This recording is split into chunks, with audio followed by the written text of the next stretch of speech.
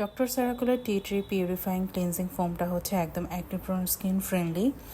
যে কোনো acne prone স্কিনে ব্যবহার করা যাবে, খুবই জেন্টেল, এবং ড্রাই স্কিন হলে আমি তো বলবো যে মাস্ট হ্যাভ, কারণ এটা স্কিনটাকে ডিপলি ক্লিন করে ড্রাই আউট করা ছাড়া যে কোনো ক্লিনজার হাতে নিয়ে পানির সাথে মিক্স করে ফোম ক্রিয়েট করে ব্যবহার করতে হয়। এতে যে ইনগ্রিডিয়েন্টগুলো থাকে সেগুলো অ্যাক্টিভ হয়।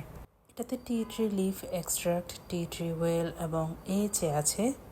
এই ক্লিনজারে এইচএ থাকলেও এটা খুবই জেন্টেল। এটা আমি 3বারও ব্যবহার করে দেখেছি। এটা আমার কোনোভাবে স্কিনকে ড্রাই আউট করেনি বা আমার স্কিনে মনে হয়নি এটা হার্শ।